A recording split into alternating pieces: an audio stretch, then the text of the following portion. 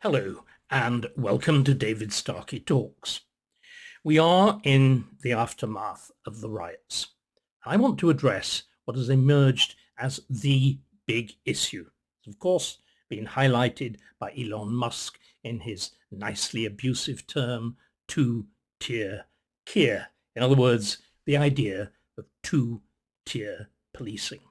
I want to investigate this idea in my usual fashion, using evidence, as every good historian, and indeed every good commentator should. I want also to judge it against broader historical questions, and I want to say that I don't think the idea goes far enough. I think we'll find out that there's not simply two-tier policing, a two-tier Keir, a two-tier Prime Minister. I regret to say that we will actually find out that there is a two-tier Britain. Let's begin. Let's begin, my lord, out there with the first piece of evidence. What I'm going to use is stuff which is directly recorded. The issue is two-tier policing. What I'm going to give you are actual recordings, literal transcripts of recordings of statements made by policemen or speeches given by policemen. So this is straight from the horse's mouth. The first exhibit is the police superintendent, Emlyn Richards, who was in charge of the policing at Bawdsley in Birmingham. You may remember that was where a rather large Muslim crowd appeared and surrounded a pub with, of course, non-Muslims in it, that had the wonderful name of the Clumsy Swan pub. A chap went outside, was foolish enough, apparently, to engage with the mob, because that's what it was, and he was kicked so badly that his liver was ruptured. The mob was then involved in surrounding a Sky News reporter. She was driven off air. The recording van, its tyres were attacked with knives. They didn't actually manage to deflate the tyres, fortunately, and the van was able to depart without further damage. But this is what Police Superintendent Emlyn Richards said. He described that beforehand, the force had met with community leaders, quote, quote, to understand the style of policing we need to deliver. So community leaders, I'm going to investigate who they are, determine for the police the style of policing they need to deliver. So the police's behaviour is conditional on what they're told by these community leaders. And then he went on, and I described the demonstration in which somebody was seriously injured, in which a reporter was attacked, in which a television van was attacked, and so on and so on. And he went on and he said, and by the way, he said it to Sky News, the vast majority of the people who attended that protest yesterday did so law-abidingly. They did have weapons, and they did so with the right intentions. What we saw was a response from our communities where they were trying to make sure that was policed within themselves and trying to deter people from taking part in that disorder. So here we have policing that is negotiated. And by the way, the fact that the police seem to need to intervene at all is clearly, in Superintendent Emlyn Richards' view, rather a bad thing. It's better if the communities police themselves. This is in Britain. This is a country which invented the modern police force, that has been a unitary state since the Tudors. But apparently now we have effectively self-governing groups that are self-policing and negotiate with the state as a semi-independent entity. Well, that's item one. It seems to me to be pretty powerful, my lad, in favour of the charge that there is two-tier policing, because again, what we'll investigate in a moment is, can you imagine that being said about, well, pretty much any other group, but especially a white British, or dare I use the word, white English group? Now, let's actually, this is the top level of the police superintendent, right up the managerial scale. Let's now listen to what an actual copper said, and one of these people who is responsible actually for that normal negotiation with these communities. This was a police liaison officer. He was wearing a blue police vest, and he addressed another very similar demonstration. This was outside the mosque in Stoke-on-Trent. And this is how he began. The EDL lot, he had gone, let's start that again. The EDL lot have gone home, he said. So that's them, the baddies. You're sort of the goodies. And then they've gone home. So actually, it's safe now, he says, for you to put your weapons down. Speaking through a loudspeaker, he then continues that, let's be quite sure now that anything that goes on now, we won't need to make any arrests. Now, in other words, please, you behave in such a fashion that I won't need to arrest you. We will work with you guys for the best solution, he continues. The EDL lot, I've been assured, have left. If there are any weapons or anything like that, I am now quoting directly, if there are any weapons or anything like that, then what I would do, he says, is discard them at the mosque. Don't give anybody any reason to have any interaction with the police. So if there's any weapons, get rid of them. We're not going to arrest anybody. You don't want us to make arrests or start dispersing people. Is that all right? As I've said, the way you test this sort of thing is by imagining it with another group. Let's imagine it with another group of protesters who are armed. They are white. They're British. They're not shouting Allahu Akbar. They're England forever or something. They are draped in the flags of St. George, and they're carrying baseball bats. And the community liaison officer addresses them as follows. Now, come on, lads, that other lot of Muslims have gone away. We don't really want any trouble, do we, lads? Now, why not? And I've got an idea. Why don't you put your baseball bats over there in St. George's Church? I've had a word with the rector, and he's a sympathetic old bugger, despite his dog collar. And what he says is, you can leave your baseball bats safely in the vestry. That's a bit alongside the altar. He said they really won't be noticed alongside the processional crosses. Can you imagine that scene? Can you hear those words? Can you see a police liaison officer delivering them? If you can't, that is two-tier policing. It exists in fact, in that formal phrase, de facto, by fact. It's there. It's in the words. It's indisputable. The words are backed up by endless videos, endless records. It is there. Now, who are these communities? Why do they exist?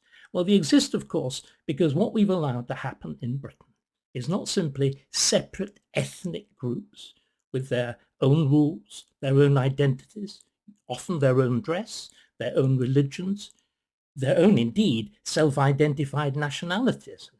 Last day or so, we have had huge demonstrations for, believe it or not, Pakistani independence in Britain. It's something else. These groups are self-governing in a fundamentally tribal way. They're not simply ethnic or ethnically different or distinguished from the rest of the population. Dare I use the word the native population. They're also separate in another sense. Most of these communities, certainly Pakistani and Bangladeshi ones, the Romani, which again have been heavily involved in disorder, they're characterized by something else. They're characterized by formal tribalism. That is to say, they on the whole marry within a network of cousinage, which can even extend, and very frequently does, to first cousins. And very often, in the case of Pakistani and Bangladeshi, they are, of course, imported from abroad, which means that they remain foreign with every generation because you marry back home, which remains home in Bangladesh or Pakistan. Can I give an entirely uncontroversial example, a very white family, of what this does? The example is the British, or actually as it was, the German royal family, the Hanoverians, which ruled Britain from the beginning of the 18th century to 1917, when they underwent a fundamental change. Between the beginning of the 18th century and the beginning of the 20th century, despite the fact that they ruled Britain and the British Empire and eventually learned to speak decent English and all the rest of it, they remained essentially foreign. Why? Because their house rules required them to do exactly what these people do, what those communities in the Midlands, the North, South, or wherever do, to marry back home, in this case, not the Punjab, but to back home in Germany.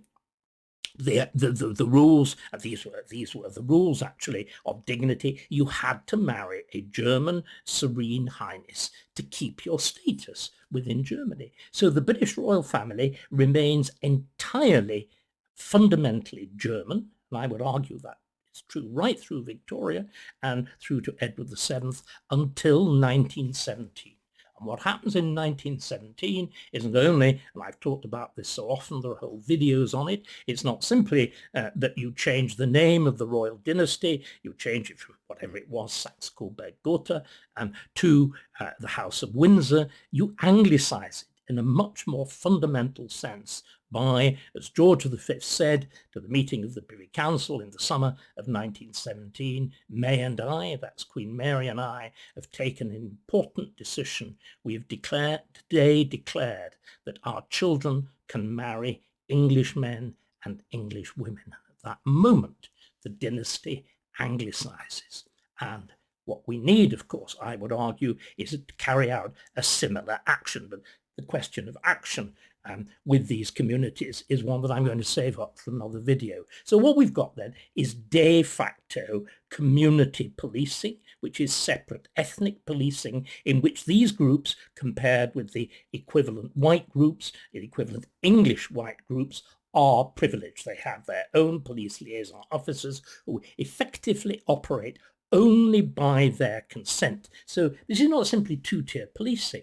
It is policing by consent, the traditional idea of one group, and policing, presumably, we had the phrase from Two-Tier Keir himself, didn't we? A standing army, quasi-military policing of another group. It would appear the white, English, working class. Those, as I said, that we can't really imagine being invited to lay up weapons in the vestry of St. George's Church, can we? So this is the de facto issue. It is the balkanization of Britain, balkanization particularly of England, against the historic policy of the English Crown and Parliament since the early Middle Ages. We have, in fact, we're driving our history, not, as it were, this phrase, beloved of the West, beloved of the left, this phrase, beloved of the West, I'm going to get that right again, aren't I? This phrase, beloved of the left, the right side of history, we're on the wrong side of history. We are actually reversing the developments which alone permit, this again I'm going to bang on about, alone permit that greatest achievement of our government, proper equality before the law. Because equality before the law is one of the absolutely basic things, and it is challenged. Now, what have I just said? I've actually said, let me go back to those two ideas again. I've said that we have clear, dramatic evidence, both written and video of the reality of two-tier policing, de facto, in fact. But I'm afraid, and it's very much more shocking, we also have clear evidence that there actually is de jure, in law, two-tier policing, and not simply two-tier policing, let's be quite blunt, two-tier law. Now this, it seems to me, fundamentally challenges everything that we are, have become, that we ought to be. As the great economist and political philosopher Friedrich Hayek says, law must be general. It must be known and certain and apply equally to all. Those phrases again. Law must be general. It must be known and certain and apply equally to all. I would put to you that so much of the legislation, and I've talked about this again endlessly, so much of the legislation of the new Labour years, 1997 to 2010, is the reverse of that. It deliberately does not apply equally. It is deliberately not general.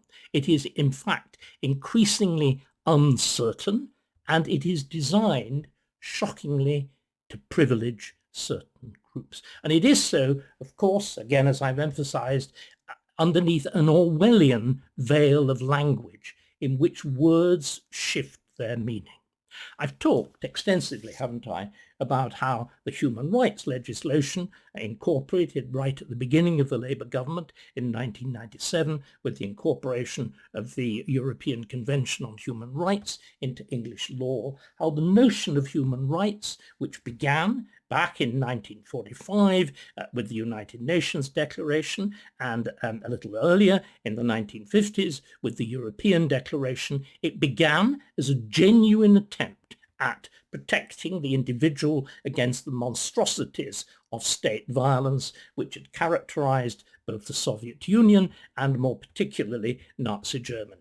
That's why Eleanor Roosevelt at the level of the United Nations, Winston Churchill at the level of Europe, were so prominent in this. And it's again why the left so frequently invokes Churchill, whom otherwise they abominate, as the godfather of human rights. But Churchill envisaged those rights as universal. He envisaged them as protecting everybody, all individual citizens, against the overweening power of the state. What has happened instead is that they have been perverted.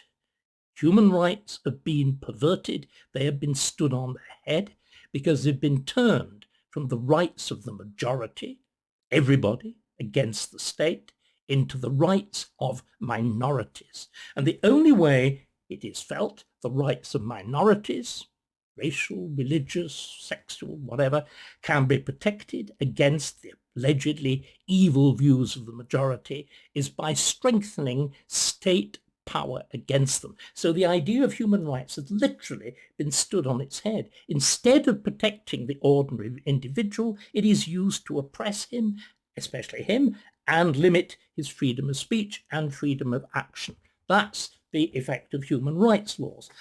Even more blatantly, of course, is the whole idea of equality legislation. Again, that was brought in at the very fag end of the new Labour government by the terrible Harriet Harman and the Equalities Act. And that, again, equality is a wonderful thing. But what it does, the Equalities Act actually, Orwellian again, legislates inequality because it protects specific groups. If you protect a specific group, you give them an advantage. And that advantage, as we know, is ruthlessly played, hence the phrase playing the race card. I would remind everybody that this began actually long, long before New Labour. It began with very old Labour and Harold Wilson in 1968. You will remember the famous response of, I'm afraid, Enoch Powell. I'm not going to use the language that he did, which is deliberately inflammatory, but what he did was to say that if you decide specifically that you will protect the non-whites, then the whites are disadvantaged. You give the power to the non-white over the white.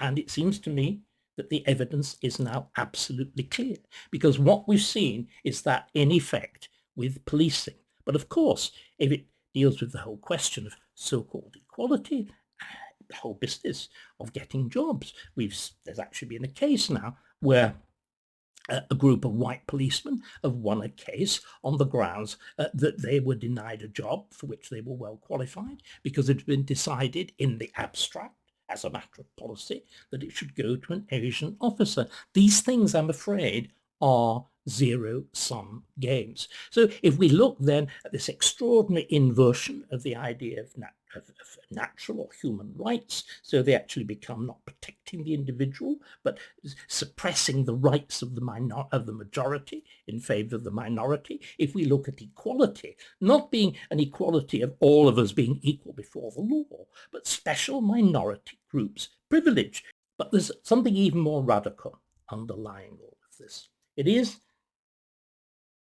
the whole idea of hate speech. As you've noticed, one of the things in the aftermath of the riots that has been so prominent is the attempted, in fact very successful, people are going to jail for long spells, criminalization of speech.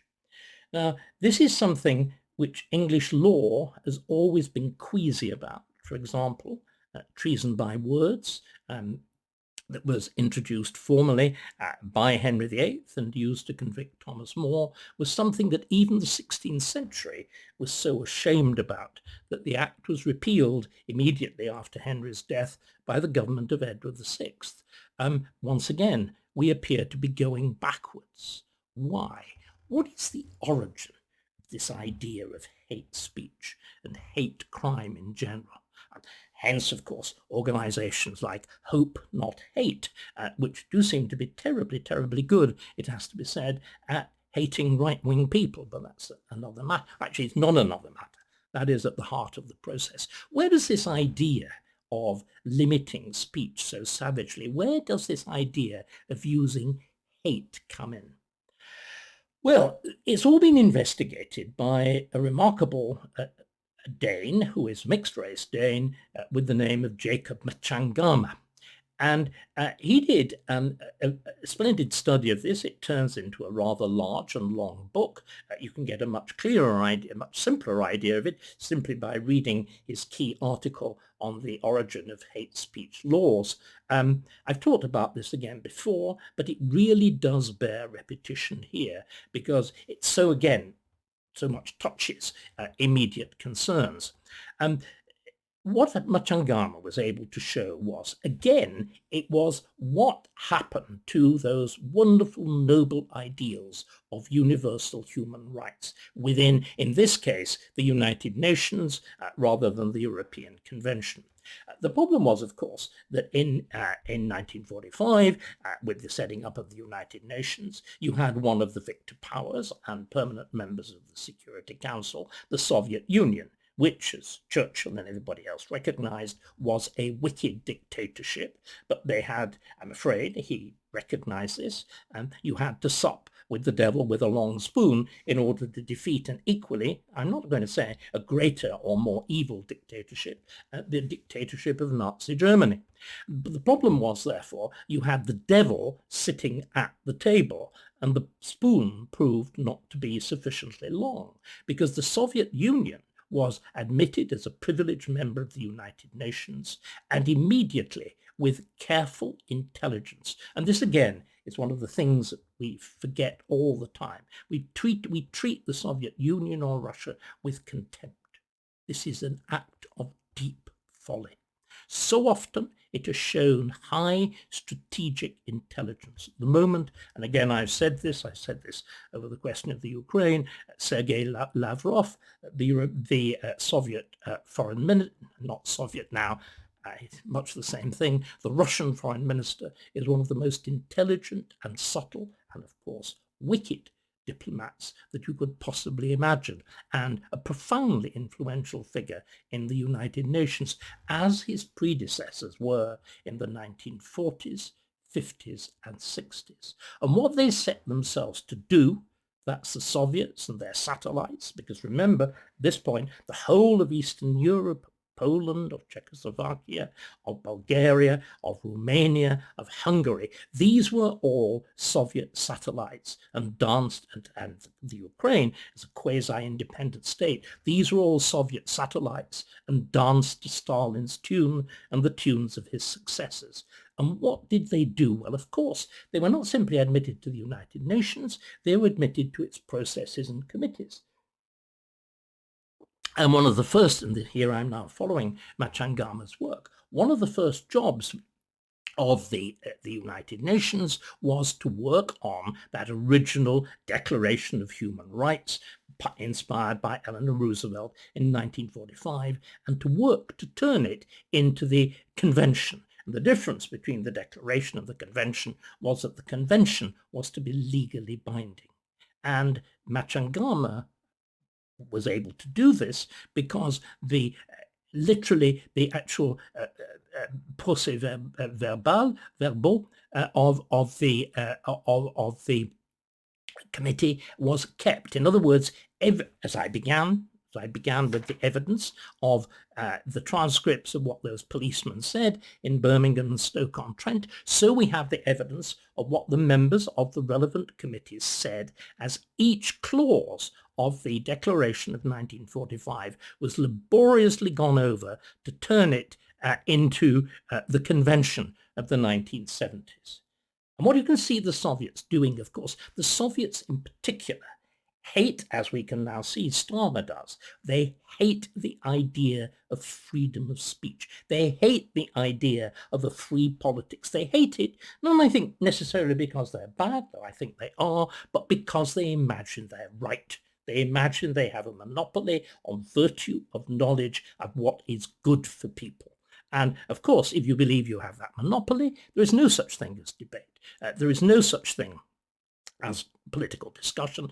You are right and the other side is simply wrong. Now, what we can actually see the Soviets doing is an extraordinarily, and their satellites, is an extraordinarily clever exercise of careful, detailed subversion. They use three ideas in particular. How do you persuade people that freedom is not a good thing? How do you persuade them that freedom of speech is not a good thing? Well, you do it by you use nice, as it were, bad words. You say, surely we've just defeated fascism in war. We can't have people advancing fascist ideas, can we? Hence, have you noticed this strange word fascism, how very much it's used by the left? I mean, to give you an example, that charming individual, Ricky Jones, the man who was filmed, if you remember, in front of a dear sweet lady from Amnesty International, who led the cheering, yelling, "They are disgusting Nazi fascists, and we need to cut all their throats with that gesture and get rid of them all. Fascists." Why this word in England? Why this word in Britain? Now, you can use the word fascist over most of Europe because most of Europe was fascist. You can use it in, dare I say, in Ireland. And remember, de Valera is one of the few who actually condoles Germany on the death of Hitler. You can use it in Scotland because the origins of Scottish nationalism lie firmly in fascism. The one country you can't use it in is England. We had that little feeble phenomenon of Oswald Mosley, but we had nothing to do with fascism at all. It's never been here. Why does it constantly crop up on the left? Why is it used to denounce anybody who is slightly to the right of Keir Starmer? The reason is, going back, that old Soviet play sheet. Accuse somebody of being fascist, they obviously and permanently lose the right to say anything at all. So fascism was one of the things that you used to throttle freedom of speech. The other naughty words, well, the Soviets again were so subtle. They understood what was going on. They saw what the problems of America were. They struck in two ways. They struck at the rest of the West, that was Britain and France, all of whom were imperial powers in the dying throes of empire, and they invoked the idea of imperialism as another no bad word. And then against America, of course, America in the torment of its compact with the devil, and on the one hand, espousing radical freedom, and on the other hand, preserving slavery at the time of independence. You will remember the wonderful remark of Dr. Johnson, that nobody yelps more loudly in favor of liberty than a Yankee slave driver. So they exploit then the idea of imperialism and racism once again to subvert the left. You can see what this means. Hate speech isn't just against any form of hate. It's specifically against the right. It's explicitly against the majority. And in this country, it has been used explicitly, and I'm going to use the word quite deliberately, against the English.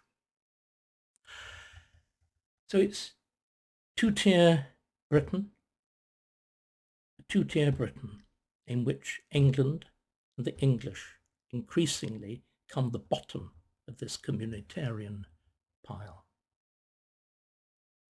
For my next videos, I will investigate consequences. I've described the situation. I will investigate consequences. I'll also try to come up with an explanation. How on earth can this have happened?